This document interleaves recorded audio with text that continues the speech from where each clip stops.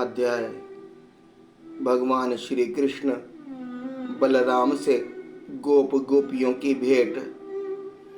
श्री सुखदेव जी कहते हैं, परीक्षित, इसी प्रकार भगवान श्री कृष्ण और बलराम जी द्वारका में निवास कर रहे थे। एक बार सर्वग्रास सूर्य ग्रहण लगा, जैसा कि प्रलय के समय लगा करता है। परीक्षित, मनुष्यों को ज्योतिषों के द्वारा उस ग्रहण का पता पहले से ही चल गया था, इसलिए सब लोग अपने अपने कल्याण के उद्देश्य से पुण्य आदि उपार्जन करने के लिए समंत पंचक तीर्थ कुरुक्षेत्र में आए। समंत पंचक क्षेत्र वह है जहाँ शस्त्रधारियों में श्रेष्ठ परशुराम जी ने सारी पृथ्वी को क्षत्रियहीन करके राजाओं की रुधिर धारा से 5 बड़े बड़े कुंड बना दिए थे। जैसे कोई साधारण मनुष्य अपने पाप के निवृत्ति के लिए प्रायश्चित करता है, वैसे ही सर्वशक्तिमान भगवान परशुराम ने अपने साथ कर्म का कुछ संबंध न होने पर भी लोक मर्यादा की रक्षा के लिए वहीं पर यज्ञ किया था। परीक्षित, इस महान तीर्थ यात्रा के अवसर पर भारतवर्ष के सभी प्रांतों की जनता कुरुक्षेत्र आई थी। उनमें अक्रूर, वसुदेव, उग्रसेन आदि बड़े बूढ़े तथा गद, प्रद्युम्न, सांब आदि अन्य यदुवंशी भी अपने अपने पापों का नाश करने के लिए कुरुक्षेत्र आए थे। प्रद्युम्न नंदन अनिरुद्ध और यदुवंशी सेनापति कृतवर्मा, ये दोनों सुचंद्र, शुक, सारण आदि के साथ नगर की रक्षा के लिए द्वारका में रह गए थे। यदुवंशी एक तो स्वभाव से ही परम तेजस्वी थे, दूसरे गले में सोने की माला, दिव्य पुष्पों के हार, बहुमूल्य वस्त्र और कवचों से सुसज्जित होने के कारण उनकी शोभा और भी बढ़ गई थी। वे तीर्थ यात्रा के पथ में देवताओं के विमान के समान रथों, समुद्र की तरंग के समान चलने वाले घोड़ों, बादलों के समान विशालकाय एवं गर्जना करते हुए हाथियों तथा विदाधरों के समान मनुष्य के द्वारा ढोई जाने वाली पालकियों पर अपनी पत्नियों के साथ इस प्रकार शोभायमान हो रहे थे, मानो स्वर्ग के देवता ही यात्रा कर रहे हो। महाभाग्यवान यदुवंशियों ने कुरुक्षेत्र में पहुंचकर एकाग्रचित्त से संयम पूर्वक स्नान किया और ग्रहण के उपलक्ष्य में निश्चित काल तक उपवास किया। उन्होंने ब्राह्मणों को गोदान किया, ऐसी गौओं का दान किया जिन्हें वस्त्रों की सुंदर सुंदर झूले, पुष्प मालाएं एवं सोने की जंजीरें पहना दी गई थी। इसके बाद ग्रहण का मोक्ष हो जाने पर परशुराम जी के बनाए हुए कुंडों में यदुवंशियों ने विधि पूर्वक स्नान किया और सत्पात्र ब्राह्मणों को सुंदर सुंदर पकवानों का भोजन कराया। उन्होंने अपने मन में यह संकल्प किया था कि भगवान श्री कृष्ण के चरणों में हमारी प्रेम भक्ति बनी रहे। भगवान श्री कृष्ण को ही अपना आदर्श और इष्ट देव मानने वाले यदुवंशियों ने ब्राह्मणों से अनुमति लेकर तब स्वयं भोजन किया और फिर घनी एवं ठंडी छाया वाले वृक्षों के नीचे अपनी अपनी इच्छा के अनुसार डेरा डालकर ठहर गए। परीक्षित, विश्राम कर लेने के बाद यदुवंशियों ने अपने सुहद और संबंधी राजाओं से मिलना भेंटना शुरू किया। वहाँ मत्स्य, उशीनगर, कौशल, विदर्भ, कुरु, संजय, कंबोज, केकय, मद्र, कुंती, अनर्त, केरल एवं दूसरे अनेकों देशों के अपने पक्ष के तथा शत्रु पक्ष के सैकड़ों नरपति आए हुए थे। परीक्षित, इनके अतिरिक्त यदुवंशियों के परम हितैषी बंधु नंद आदि गोप तथा भगवान के दर्शन के लिए चिरकाल से उत्कंठित गोपियां भी वहां आई हुई थी। यादवों ने इन सब को देखा। परीक्षित, एक दूसरे के दर्शन, मिलन और वार्तालाप से सभी को बड़ा आनंद हुआ। सभी के हृदय कमल एवं मुख कमल खिल उठे। सब एक दूसरे को भुजाओं में भरकर हृदय से लगाते। उनके नेत्रों से आंसुओं की झड़ी लग जाती। रोम रोम खिल उठता। प्रेम के आवेग से बोली बंद हो जाती और सब के सब आनंद समुद्र में डूबने उतरने लगते। पुरुषों की भांति स्त्रियां भी एक दूसरे को देखकर प्रेम और आनंद से भर गई। वे अत्यंत सौहार्द, मंद मंद मुस्कान, परम पवित्र चिरची चितवन से देख देख कर परस्पर भेंट अखबार भरने लगी। उस समय उनके नेत्रों से प्रेम के आंसू छलकने लगते। अवस्था आदि में छोटों ने बड़े बूढ़ों को प्रणाम किया और उन्होंने अपने से छोटों का प्रणाम स्वीकार किया। वे एक दूसरे का स्वागत करके तथा कुशल मंगल आदि पूछकर फिर श्री कृष्ण की मधुर लीलाएं आपस में कहने सुनने लगे। परीक्षित, कुंती, वसुदेव आदि अपने भाइयों बहनों, उनके पुत्रों, माता पिता, भाभियों और भगवान श्री कृष्ण को देखकर तथा उनसे बातचीत करके अपना सारा दुख भूल गई। कुंती ने वसुदेव जी से कहा, भैया, मैं सचमुच बड़ी अभागिनी हूँ। मेरी एक भी साध पूरी ना हुई। आप जैसे साधु स्वभाव सज्जन भाई आपत्ति के समय मेरी सुधि भी ना ले। इससे बढ़कर दुख की बात क्या होगी। भैया, विधाता जिसके बाएं हो जाता है उसे स्वजन, संबंधी, पुत्र और माता भी भूल जाते हैं। इसमें आप लोगों का कोई दोष नहीं। वसुदेव जी ने कहा, बहन, उल्हाना मत दो, हमसे बिलग ना मानो। सभी मनुष्य देव के खिलौने हैं। यह संपूर्ण लोक ईश्वर के वश में रहकर कर्म करता है और उसका फल भोगता है। बहन, कंस से सताए जाकर हम लोग इधर उधर अनेक दिशाओं में भगे हुए थे। अभी कुछ ही दिन हुए ईश्वर कृपा से हम सब पुनः अपना स्थान प्राप्त कर सके हैं। श्री सुखदेव जी कहते हैं, परीक्षित, वहां जितने भी नरपति आए थे, वसुदेव, उग्रसेन आदि यदुवंशियों ने उनका खूब सत्कार सम्मान किया। वे सब भगवान श्री कृष्ण का दर्शन पाकर परमानंद और शांति का अनुभव करने लगे। परीक्षित, भीष्म पितामह, द्रोणाचार्य, धृतराष्ट्र, दुर्योधन आदि पुत्रों के साथ गांधारी, पत्नियों के सहित युधिष्ठिर आदि पांडव, कुंती, संजय, विदुर, कृपाचार्य, कुंती भोज, विराट, भीष्मक, महाराज नग्नजित, पुरुजित, द्रुपद, शल्य, दृष्टकेतु, काशी नरेश, दमघोष, विशालाक्ष, मिथिला नरेश, मद्र नरेश, कैकय नरेश, युधामन्यु, सुशर्मा अपने पुत्रों के साथ ब्रह्मीक और दूसरे भी युधिष्ठिर के अनुयायी नरपति भगवान श्री कृष्ण का परम सुंदर श्री निकेतन विग्रह और उनकी रानियों को देखकर अत्यंत विस्मित हो गए।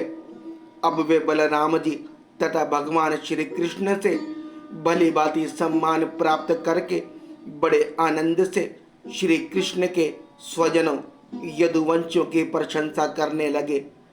उन लोगों ने मुख्यतः उग्रसेन जी को संबोधित कर कहा, भोजराज उग्रसेन जी, सच पूछिए तो इस जगत के मनुष्यों में आप लोगों का जीवन ही सफल है।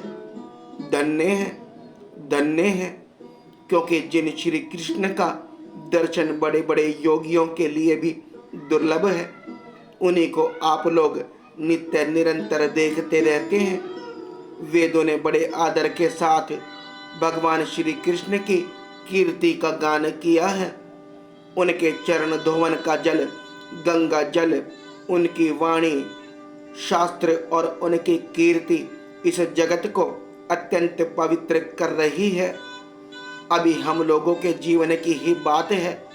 समय के फेर से पृथ्वी का सारा सौभाग्य नष्ट हो चुका था, परंतु उनके चरण कमलों के स्पर्श से पृथ्वी में फिर समस्त शक्तियों का संचार हो गया और अब वह फिर हमारी समस्त अभिलाषाओं, मनोरथ को पूर्ण करने लगी।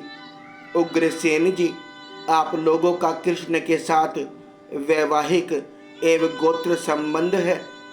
यही नहीं, आप हर समय उनका दर्शन और स्पर्श प्राप्त करते रहते हैं। उनके साथ चलते हैं, बोलते हैं, सोते हैं, बैठते हैं और खाते पीते हैं। यूँ तो आप लोग गृहस्थी की झंझटों में फंसे रहते हैं, जो नरक का मार्ग है, परंतु आप लोगों के घर वे सर्वव्यापक विष्णु भगवान मूर्तिमान रूप से निवास करते हैं, जिनके दर्शन मात्र से स्वर्ग और मोक्ष तक की अभिलाषा मिट जाती है।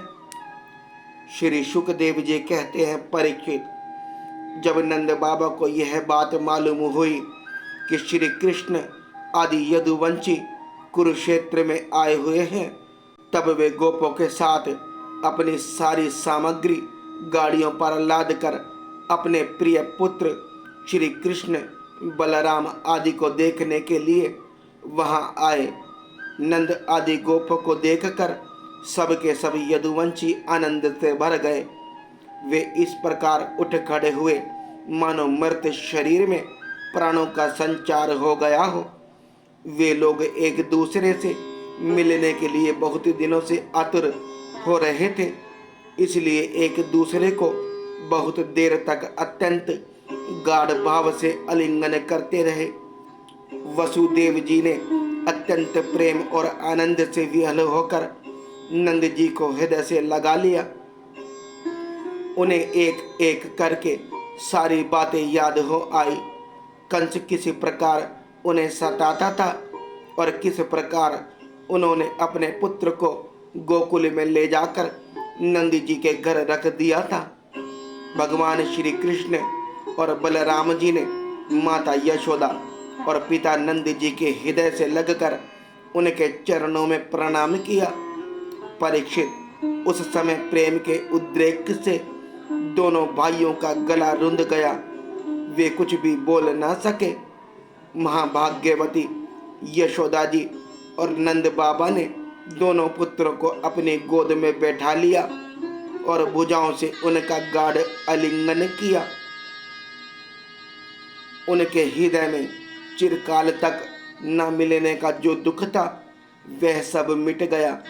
रोहिणी और देवकी जी ने व्रजेश्वरी यशोदा को अपने अखबार में भर लिया। यशोदा जी ने उन लोगों के साथ मित्रता का जो व्यवहार किया था, उसका स्मरण करके दोनों का गला भर आया। वे यशोदा जी से कहने लगी, यशोदा रानी, आपने और व्रजेश्वर नंद जी ने हम लोगों के साथ जो मित्रता का व्यवहार किया है, वह कभी मिटने वाला नहीं है। उसका बदला इंद्र ऐश्वर्य पाकर भी हम किसी प्रकार चुका नहीं सकते। नंद रानी जी, भला ऐसा कौन सा कृतज्ञ है जो आपके उस उपकार को भूल सके। देवी, जिस समय बलराम और श्री कृष्ण ने अपने माँ बाप को देखा तक न था और इनके पिता ने धरोहर के रूप में इन्हें आप दोनों के पास रख छोड़ा था, उस समय आपने इन दोनों की इस प्रकार रक्षा की जैसे पल के पुतलियों की रक्षा करती है, तथा आप लोगों ने ही इन्हें खिलाया पिलाया, दुलार किया और रिझाया। इनके मंगल के लिए अनेकों प्रकार के उत्सव मनाए। सच पूछिए तो इनके माँ बाप आप ही लोग हैं। आप लोगों की देख रेख में इन्हें किसी की आंच तक न लगी। वे सर्वथा निर्भय रहे। ऐसा करना आप लोगों के लिए अनुरूप ही था, क्योंकि सत्य पुरुषों की दृष्टि में अपने पराये का भेदभाव नहीं रहता। नंद रानी जी, सचमुच आप लोग परम संत हैं। श्री सुखदेव जी कहते हैं, परीक्षित, मैं कह चुका हूँ कि गोपियों के परम प्रियतम जीवन सर्वस्व श्री कृष्ण ही थे। जब उनके दर्शन के समय नेत्रों की पलकें गिर पड़ती, तब वे पलकों को बनाने वाले को ही कोसने लगती। उन्हीं प्रेम की मूर्ति गोपियों को आज बहुत दिनों के बाद भगवान श्री कृष्ण का दर्शन हुआ। उनके मन में इसके लिए कितनी लालसा थी, इसका अनुमान भी नहीं किया जा सकता। उन्होंने नेत्रों के रास्ते अपने प्रियतम श्री कृष्ण को हृदय में ले जाकर गाढ़ आलिंगन किया और मन ही मन आलिंगन करते करते तन्मय हो गई। परीक्षित, कहाँ तक कहूँ, वे उस भाव को प्राप्त हो गई जो नित्य निरंतर अभ्यास करने वाले योगियों के लिए भी अत्यंत दुर्लभ है। जब भगवान श्री कृष्ण ने देखा कि गोपियां मुझसे तादात्म्य को प्राप्त एक हो रही हैं, तब वे एकांत में उनके पास गए, उनको हृदय से लगाया, कुशल मंगल पूछा और हंसते हुए यूं बोले, सखियों, हम लोग अपने स्वजन संबंधियों का काम करने के लिए व्रज से बाहर चले आए और इस प्रकार तुम्हारी जैसी प्रेयसियों को छोड़कर हम शत्रुओं का विनाश करने में उलझ गए। बहुत दिन बीत गए, क्या कभी तुम लोग हमारा स्मरण भी करती हो? मेरी प्यारी गोपियों, कहीं तुम लोगों के मन में यह आशंका तो नहीं हो गई है कि मैं अकृतज्ञ हूँ और ऐसा समझकर तुम लोग हमसे बुरा तो नहीं मानने लगी हो? निस्संदेह भगवान ही प्राणियों के संयोग और वियोग के कारण है।